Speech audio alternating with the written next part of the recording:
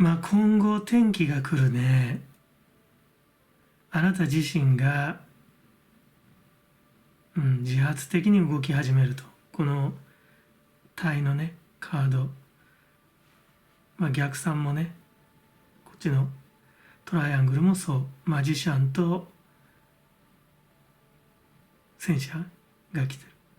ただ現在はちょっと囚われてるのかな。エイトのソーズ。またこの悩ましい状態がひょっとして認めたくないかもしれないけど、潜在意識では好ましい状態になってるかもしれない。で、ダールカナのね、テンペランスが来てるけど、調整を図ってるよって。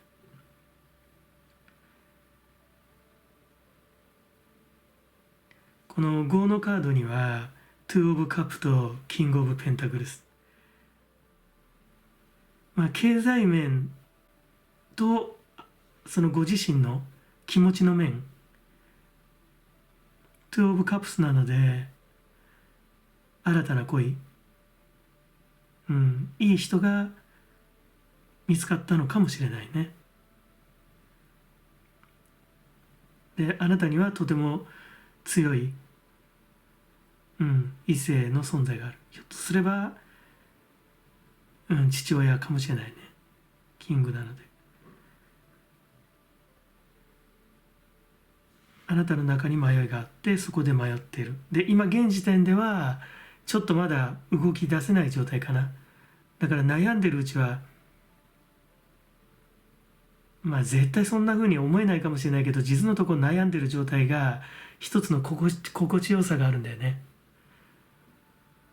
だから覚悟を決めればね、もう腹くくっても動き出すだけなんで、本当にその状態を何とかしたいんだったら、抜け出したいんだったらもう決断するしかないから。だけどやがてその段階が来るんじゃないかな。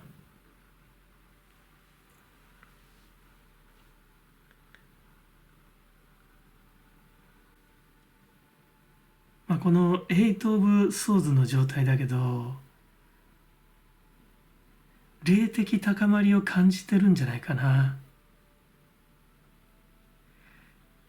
しかし日々の生活にね、追われる中で、所持に当たる中で、一定の高まりに到達している霊性から遠ざかってしまうのかな。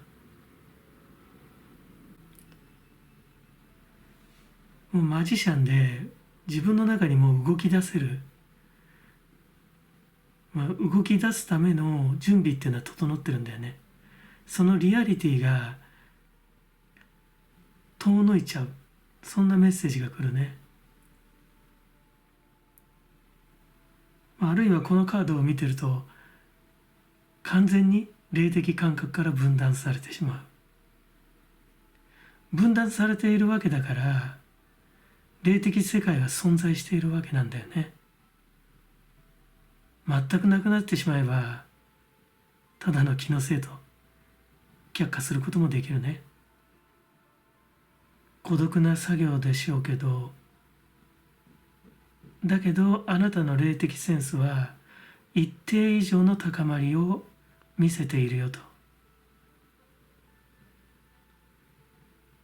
これ守護天使様からのメッセージかな。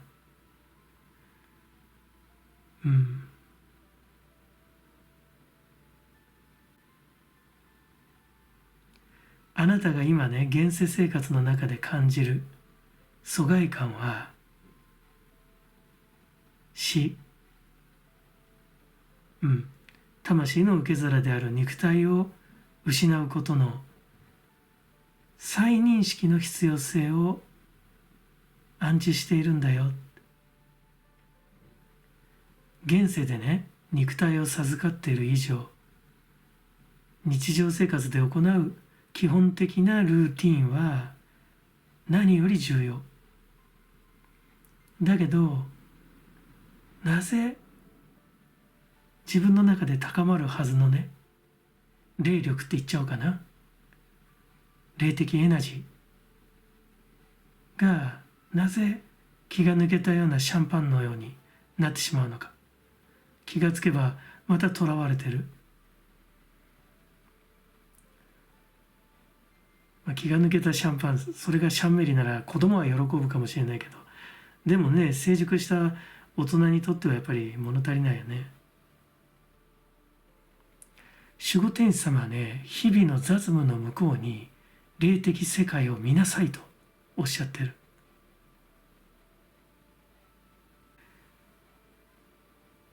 なぜあなたが囚われてしまうのか。もうすぐだよ。もうすぐ始まるんだよ。新しい、生活が。だけどなぜそのための力をね、封じられてしまうのか。とてもね、心配してらっしゃる。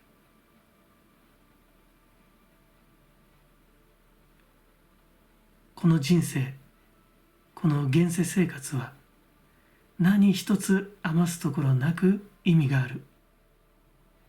それをね、ふぬけにするのは肉体消失の覚悟の欠如と。なぜ覚悟がリアリティを持ち損ねるのか。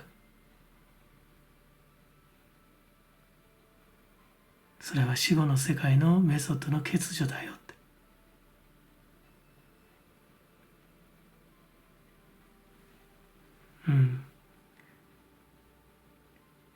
なんかね、本当もう新しい世界がすぐそこまで来てるからかな。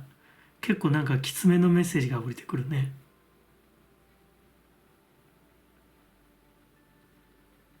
ただ両方とも捨てがたいのかもしれないね。経済的なね、非常に力強さ、安定感、そして新たなあなたの生活に新風を巻き起こす愛のスパイスっていうのかな。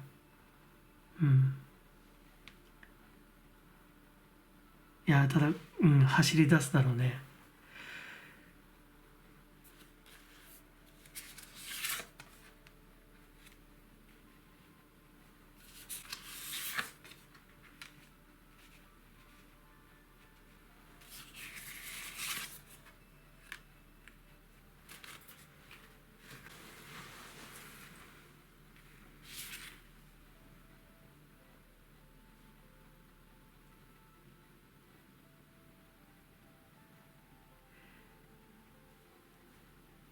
このトゥーブカプスはあなたが育んでる人か、あるいはあなたが育まれてるかもしれない。とても期待されている将来有望。自分も自分の可能性に気づいている。溺愛しているよと。あるいは溺愛されているだね。だからこの2のカップにとても期待感を抱いている。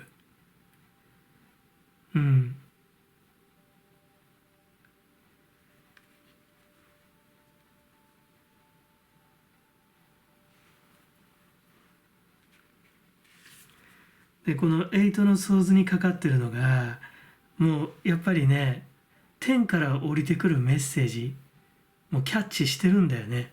もう両手で授かっちゃってる。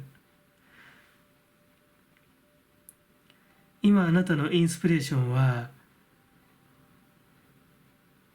宇宙と連動していますよ、つながっていますよ。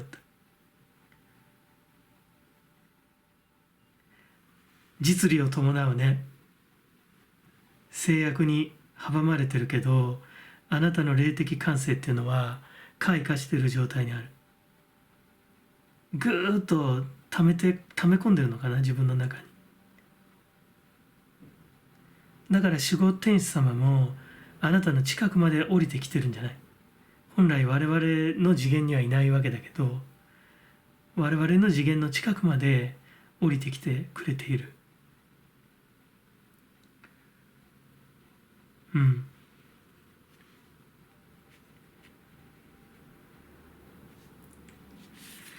これはね、もっと深く掘り下げろ。よく考えろ。自分の懐の深いところで受け取りなさい。この今後あなたが今すごくとらわれてて、ぐーって抑え込まれたバネみたいになってるじゃん。それがピョーンって弾けて、戦車もうバーって進んでっちゃうんだけど、まあ少しなんか水を差すようなカードかもしれないね。よくよく考えなさいよって。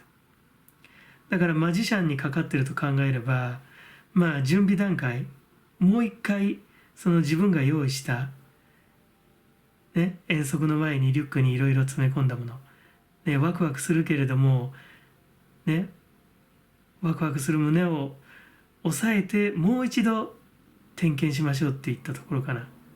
もう一回掘り下げてみるといいよって。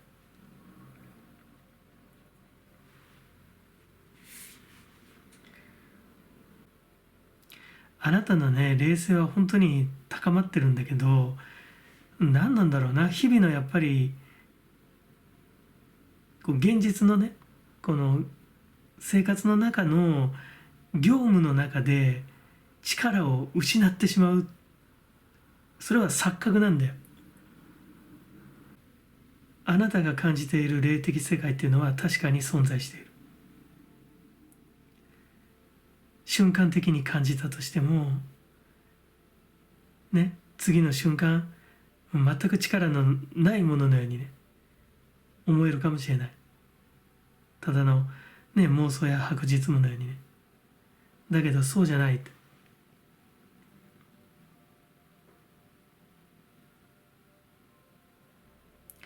あなたの物質体である肉体がね、霊体としての正体を否定しきれなくなってくるよって。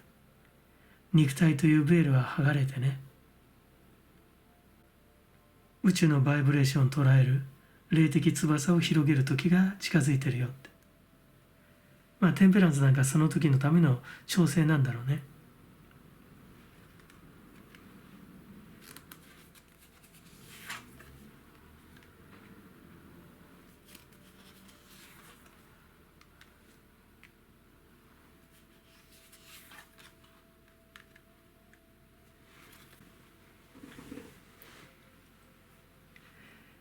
こちらの2枚に関してはむちゃむちゃ力強いね。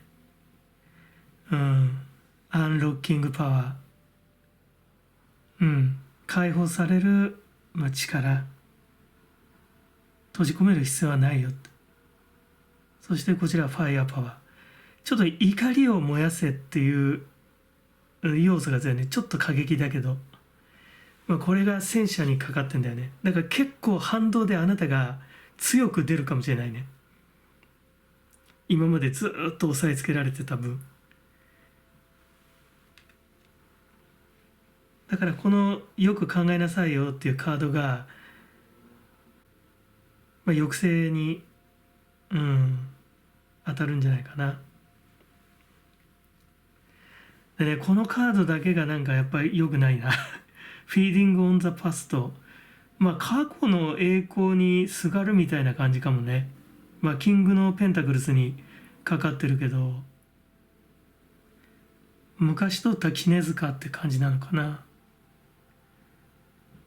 うん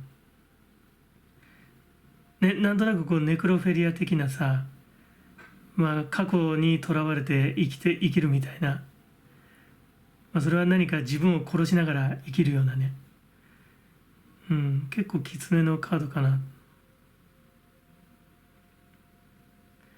まあこのキングのペンタクルのこの状態にいることはやっぱりあなたにとって保身なんじゃないかな。だからまあ、楽なんだけどここにいると多分あなたの本当に大切な人生のね大切なエッセンスっていうものを失うことになるんじゃないかな。だからこの状態から抜けることがとっても大きな損失を伴うことと感じるかもしれないけど、実のとここにいとどまることがあなたにとっての大きな人生の損失だよと、そんなメッセージが来るね。まあ、とにかくこちらの2枚に関してはもうとにかく前へ出ろ。もう今自分の思うところがあるんだったらそれを発散させなさいと、そのエネジーを放出しなさいというカードだね。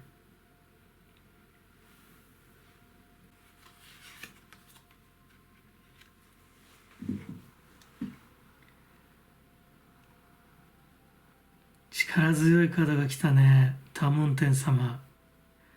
まあ柔軟に、周りのことをよく聞いてたな。周りの意見、ここで言うと守護天使様からのメッセージだよね。それをしっかりとキャッチして柔軟な心でこのしっかりとね宇宙からのメッセージね、工事のメッセージをしっかりと受け取って硬直化しちゃうんじゃなくてね、その疑念が入ると多分動けなくなると思うんだよね。とっても現実的になんていうかな、一気にこう錆びついちゃうみたいな感じかな、ブワーッと。で閉じ込められちゃうんだと思うけど、自分の気持ちを柔軟にして、信じることだよね。でそれで行動する人にとても味方するよと、多聞天様。だからひょっとすればあなた自身がねとっても辛い経験をしたかもしれない。だけどその経験を元手にね、周りの人たちを幸せにするような、あなたがリーダーとしての資質を見せることも可能だよと。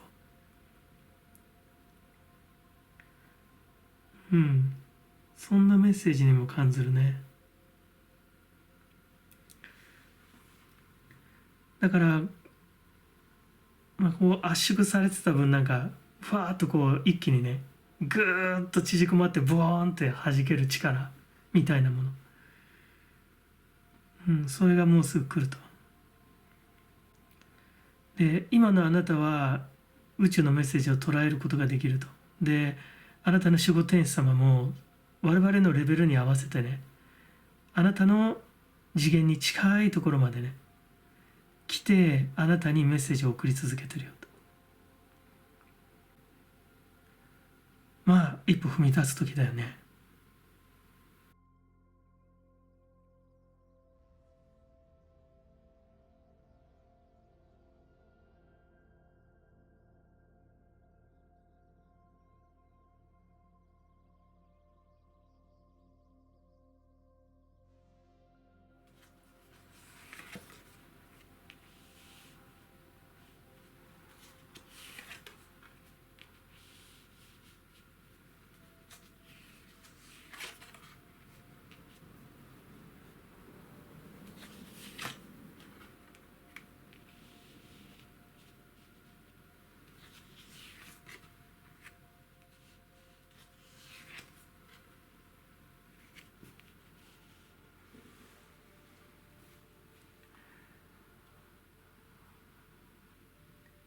まずね逆三角形だと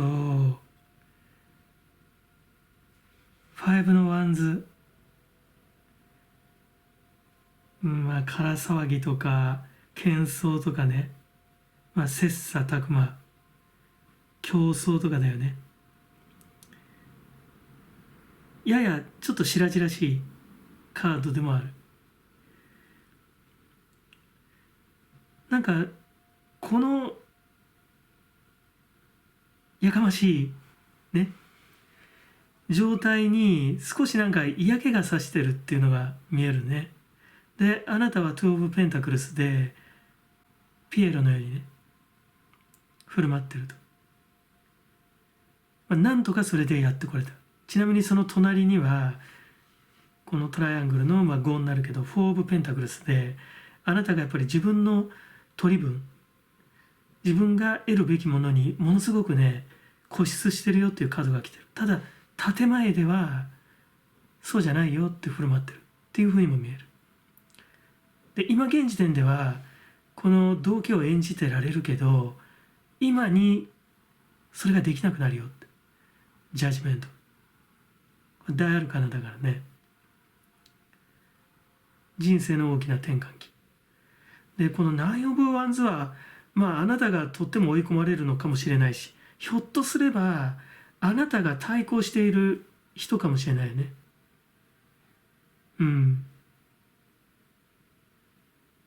あなたがこの方と争っていて、ひょっとすればこのようなちょっと白々しい争いかもしれない。あなたはなんとか表面上取り繕ってきたけど、いよいよこうね、もう大手手前、あるいはあなたが追い込んじゃうかもしれないね、ここま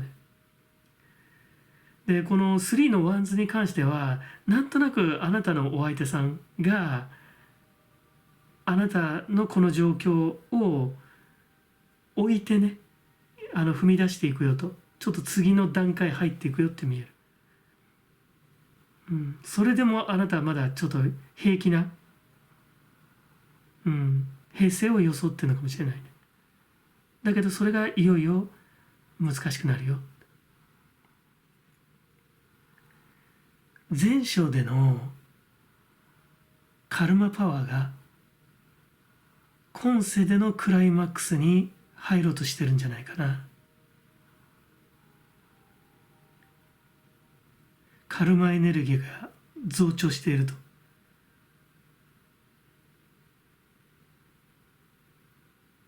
守護天使様からメッセージ。何人かの人たちとトラブルを抱えるかもしれない。一人じゃなくて。難しいとは思うけれど、肯定的に捉えるべきだよ。それらのあなたにとってね、憂鬱の種となる人物らは、あなたの荒屋敷でその磁場を広げるカルマによって引き寄せられてきてるんだよって。怖いね。渦中にいるね、自分がその渦中にいればそのようにね見ることって至難の業だけど、それらの人々はね、あなたの中にうっせきした負のバイブレーションを結果中和させてくれる存在。もちろん対処はすべきよ。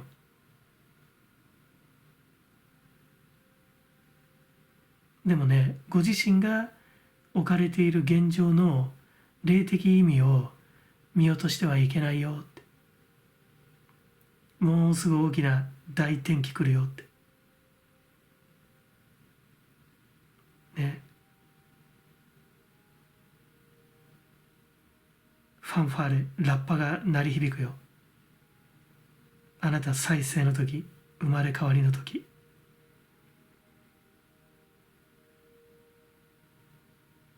こっちになっちゃいけないね。瀕死の状態に。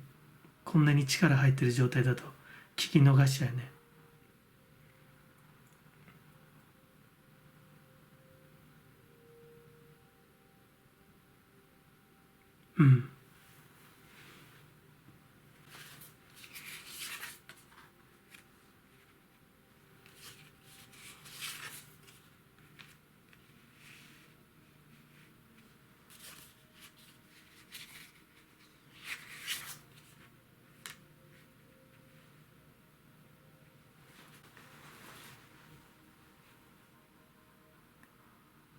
まずこのね真ん中のカードだけど、あなたがねこの2オブペンタクルスの状態、この状態に心の平和を見出してるって。ただなんか違うって感じてるんだよ。だから水辺に足を浸してさ、探してるよね。自分が探すべきもの、見つけなきゃいけないもの。まあ一つの時間稼ぎなんだけど、ここしかひょっとしたらあなたの心の平和ってないのかもしれないね、今現時点で。その間にあなたのお相手さんは行ってね、前に打ち込んでる。あなたがこうしてる間に。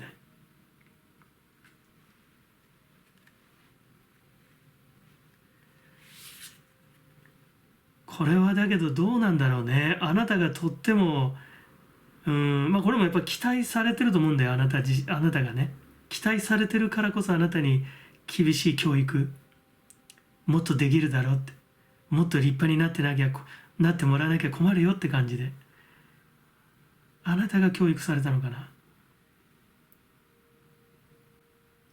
とてもだけどなんかうんざりしてるように見える。うんざりしてるようにも見えるんだよ。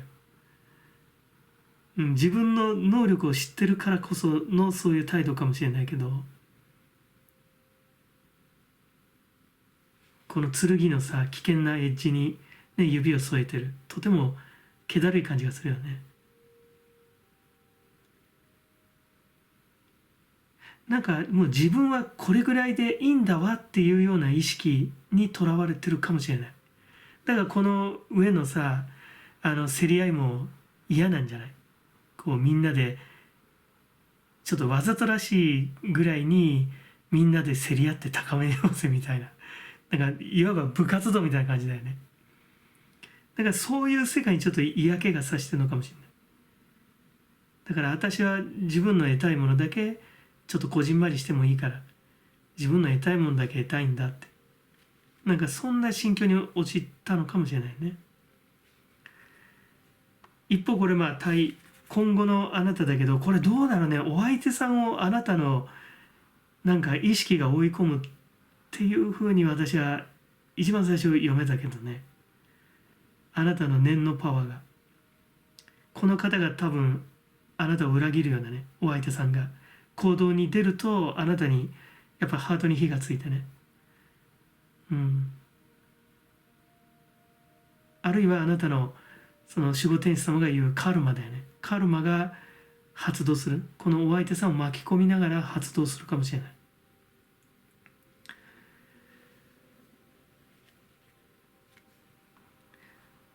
だからこちらの2枚はねとてもおっとりしてる感じだけど、こっからちょっと少しなんかエンジンがかかってくるのかなっていう、そんな風に見える。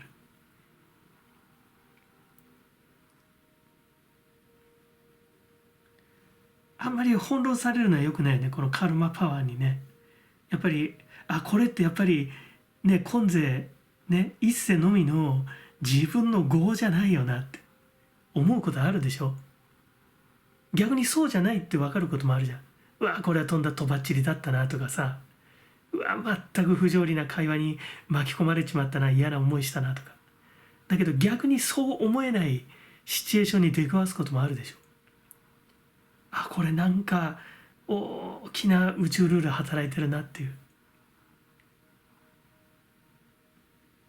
だからこの感覚をおろそかにしないことだろうね。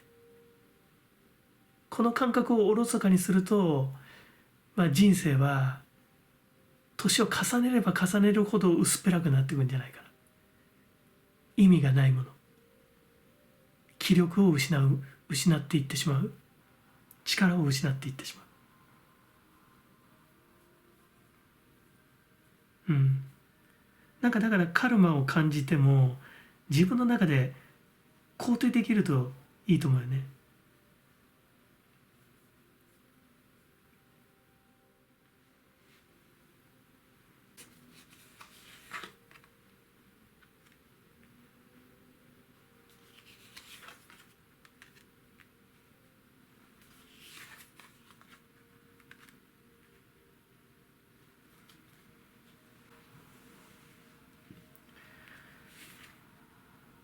Trust your heart。あなたのハートを信じなさい。この5のワンズにかかってる。あなたのなんか独創的な世界みたいなものかな。なんかこの状態に、混じれない。染まりたくないっていうような、メッセージ感じますね。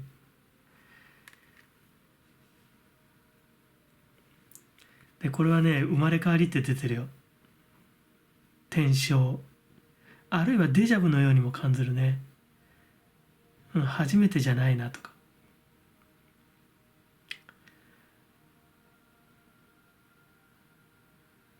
守護天使様からね、大きいカルマが発動する、なんかそんなメッセージが来るんだけど、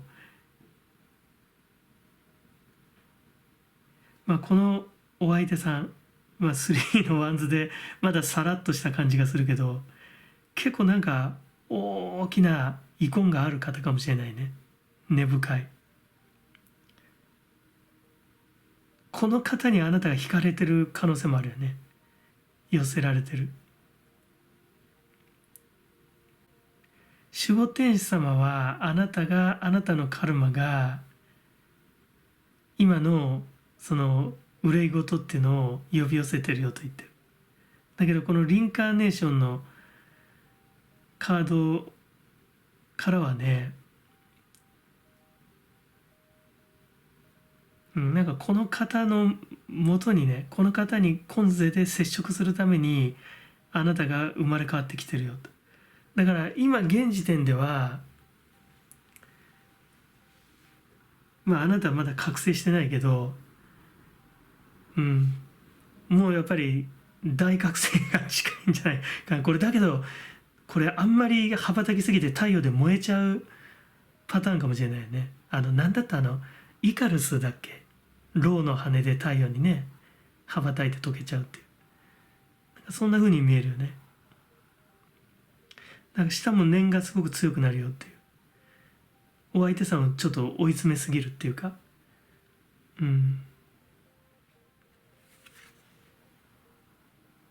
とてもなんかね、まだ本当にさらりってした感じがするんだけど、結構深いかもしれない。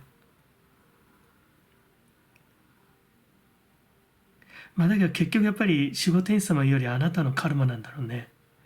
あなたの持ってる大きなカルマがやっぱり覚醒する。ただあなたも本当にバーストしちゃうかもしれないね、このカードからすると。したジャッジメントだからね。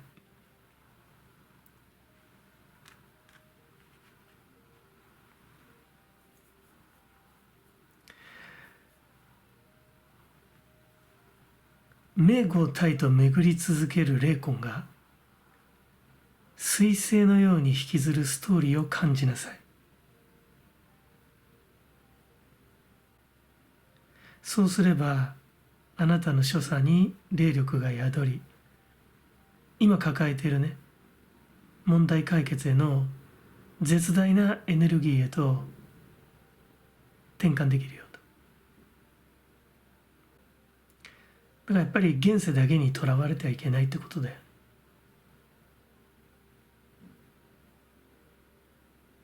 薄っぺらな意識では今迫っているマックスカルマを乗り越えられないよ。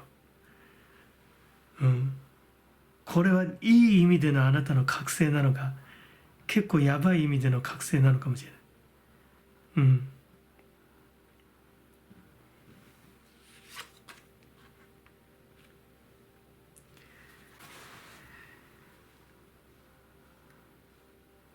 これも結構厳しいの来たな。金剛夜叉明王様、嘘や嫉妬の感情を食い尽くしてくださいと。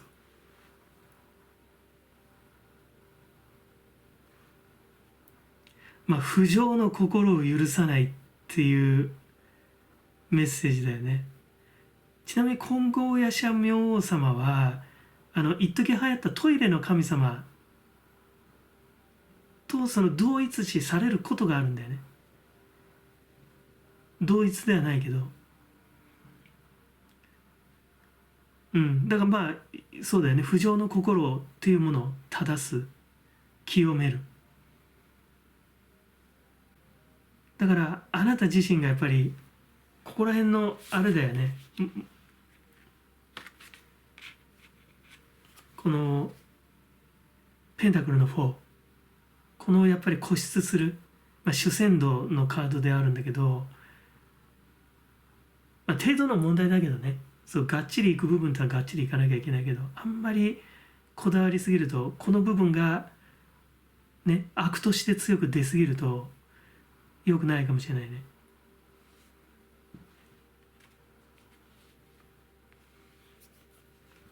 自分の中のさ負のエネルギーっていうのをうまくコントロールしないと、あなたまで、今回のあなたの開眼覚醒、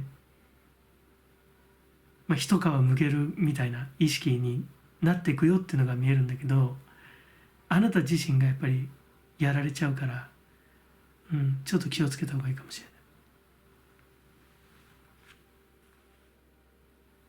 いいですね。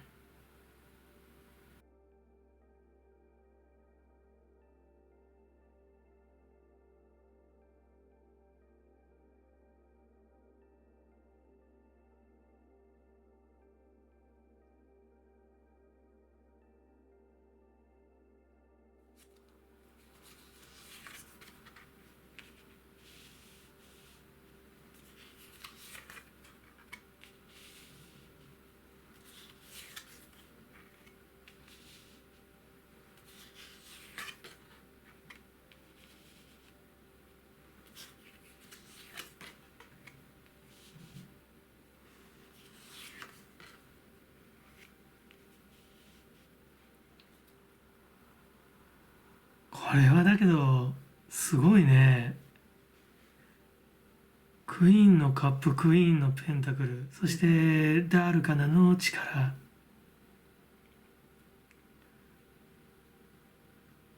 でその上にはダールカナ2のね女教皇が来て、なんかちょっと気だるい感じもするよね。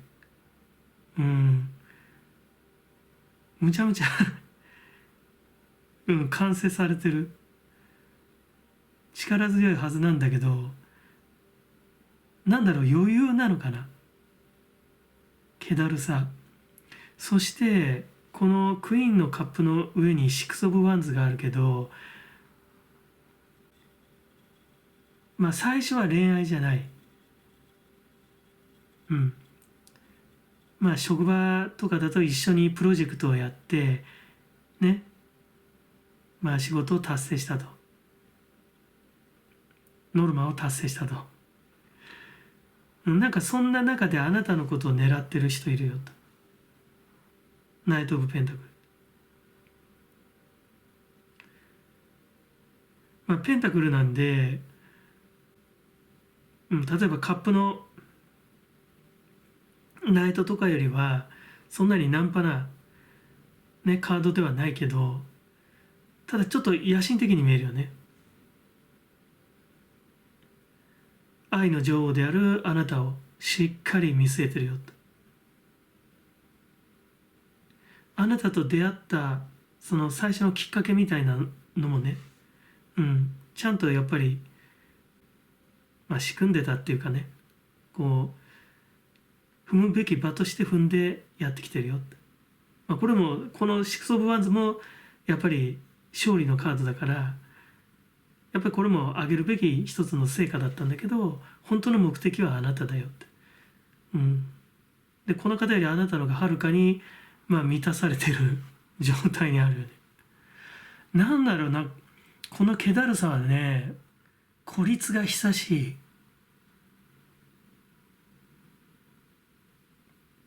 だけど孤独が愛おしい。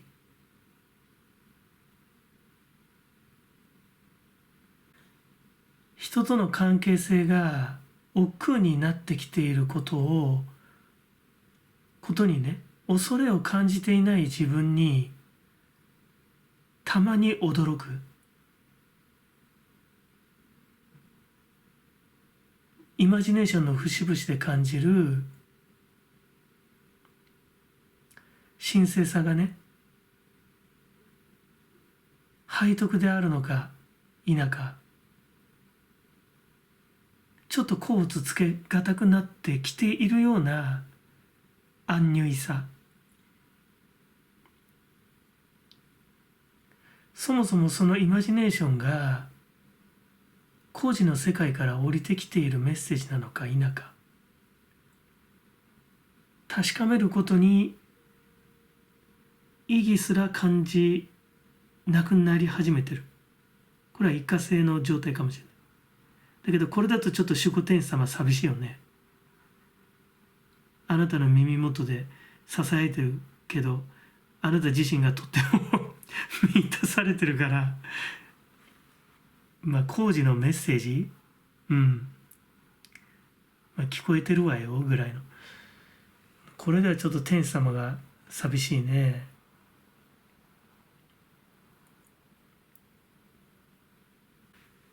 あなたの内部からね、自然に湧き上がるインスピレーションは宇宙と表裏一体の関係だよと。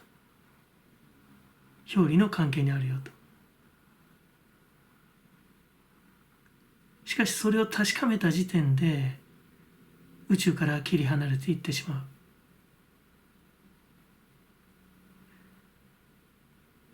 う。なんかそこら辺のことを守護天使様はね、あなたの耳元でウィスパーでささやき続けてる。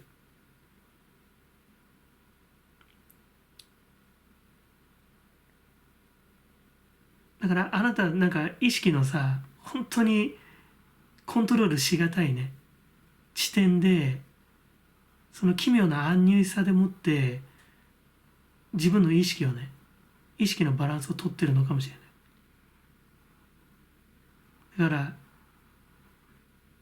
ちょっとなんか少しなんか自堕落なね、こう波動を感じるんだけど、このスプレッドから。だけどこの自堕落さっていうのは私が読み違いしてて、あなたはがっつり工事の世界とつながってる状態かもしれない。だから守護天使様からなんかそういうたしなめの、これは私リーダーである私に対するたしなめの言葉かもしれないけど、なんか降りてきたね。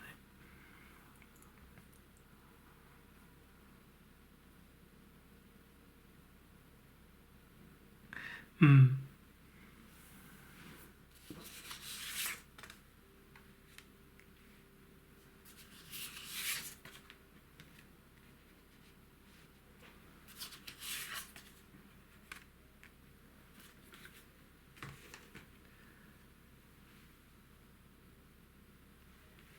このカードはね、オカルトだよね。まあ秘めたる力、秘術とかそういうカード。まあクイーンのカップにかかってるよ。まあ、クイーンのカップとても、まあ、優しいカードだよね。うん。だからその逆読みするとちょっと脆い。なんていうの、だから昨今の言い方すればメンヘラ的みたいな、その悪く出るとそういうカードだけど、なんかちょっとなんかそういうイニシエーションとかさ、儀式的なことに重きを置き始めてるかもしれないよね。そういう力みたいなもので、この真ん中のカードはとても力強いんだけど、まあ、グラウディングだよね。とても強くグラウディングしてる。自分のなんかもう俺の血統みたいなもの、俺の血筋、俺の血統ね。だからあなたにそのなんか子孫を残してほしいっていうような、実際にそういうアプローチをするっていうわけじゃないよ。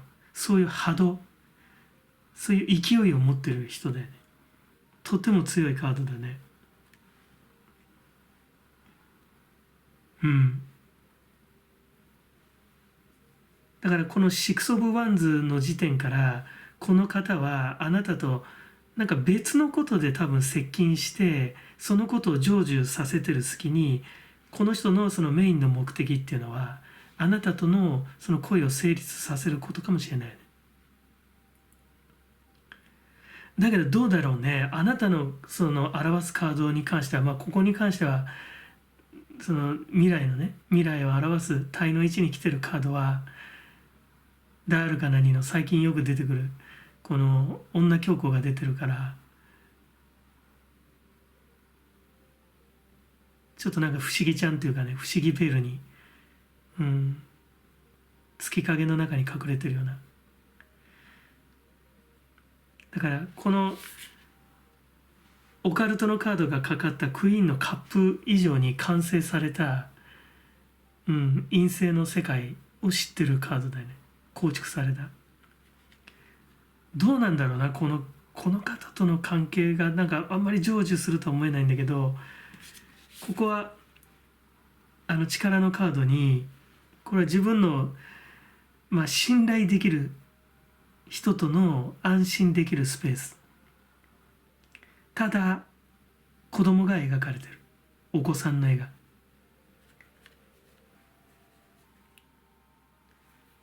もうこの方とはとても熱い血潮で結ばれるよっていうメッセージが来るんだけど、ひょっとしたら子供に関してはこの方以外の人の力を借りないと難しいかもしれない。うん。グラウディングをしてさ、足を地につけるその基盤がね、霊的要素を呈すことをさ、隠しきれなくなってるんだよね、もう。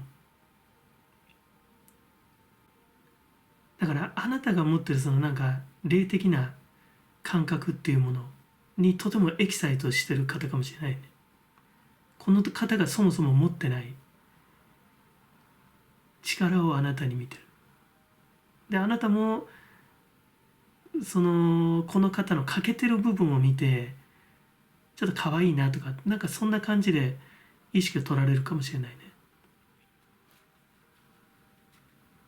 まあだけどそういう意識のね、掛け合いこそが、このこの現世の男と女の、まあ絵として関係性、駆け引きだったりするわけだけど、うん。結構だけなんか強く伝わってくるよな。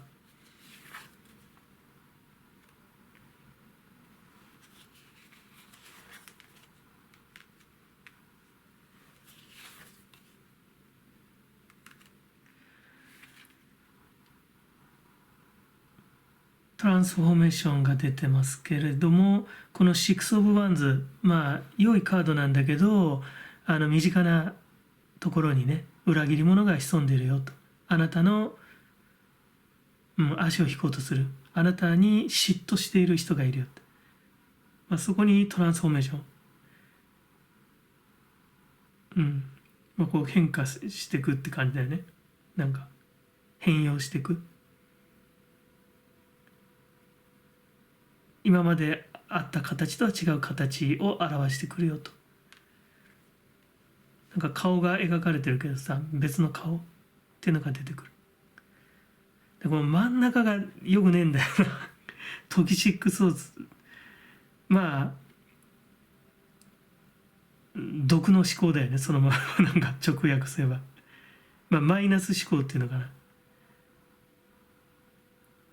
まあ、妬みとかそねみとか。まあ、ひょっとすれば、このワンドの6の裏切り者の考えというものが変容してとても強い形、まあ、念と呼べるような、まあ、カードだよね。はっきり毒とついてるから、あなたに害を及ぼすような形で強く出てくるかもしれないね。まあ、あなたに対する野心かもしれない。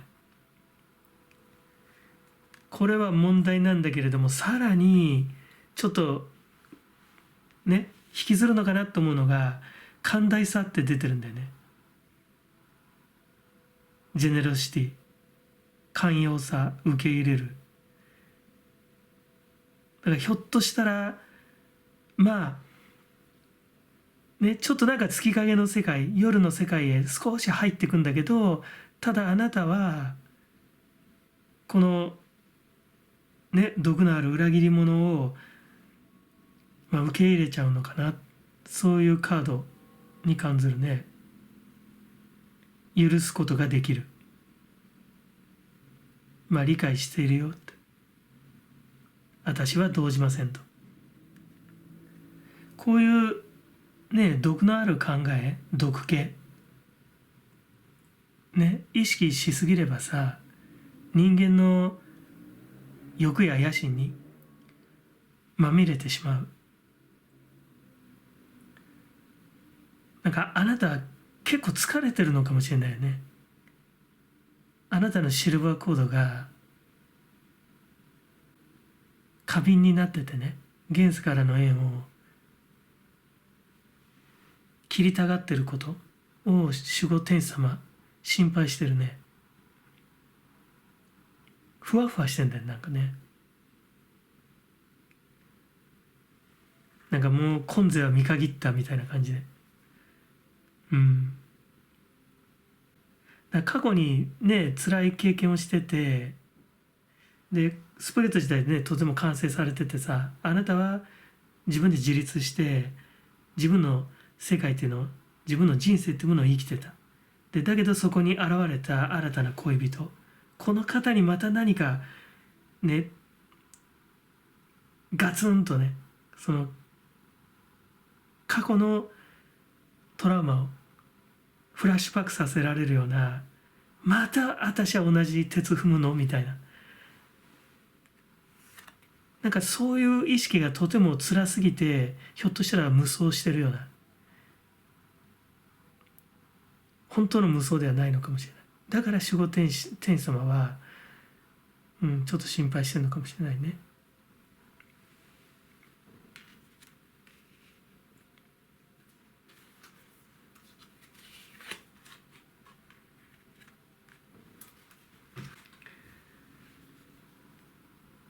召喚自在菩薩様と、あなたの清らかな心を大切にしてください。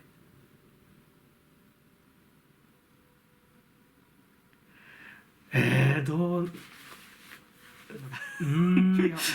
私の読み間違いかもしれないけど、召喚自在菩薩様はね、あなたの、こういう毒のある毒気のある意識にとらわれないこと、それでいいんですよっていう、メッセージだな。なんか素直にダイレクトにグッと入ってきた。とてもね、その素晴らしいスプレッドで完成されてると感じたんだけど、召喚自在菩薩様は、あなたはまだつぼみですよって。まだつぼみの状態。で、周りの花は咲いてて、焦る気持ちはあるかもしれないけど、その焦んなくていいよって。ちゃんとあなたはあなたの花咲かせられるから、焦んないでくださいって。とてもいいメッセージだね。だからこんな、なんかさ、毒気のカードがね、ドンと来てるからさ、今はね、もし疲れてるんだったら今しっかりと静養して、不用意に動かない方がいいかもしれないよね。自分が信頼できる友人、あなたの心の平和を共有してくれる人と、一緒にいることがいいよと。だからまた新たにさ、あなたの前に現れるような異性、今は気をつけなさいってメッセージが降りてくる。その異性はあなたにその受肉されたこの毒のカルマだよね。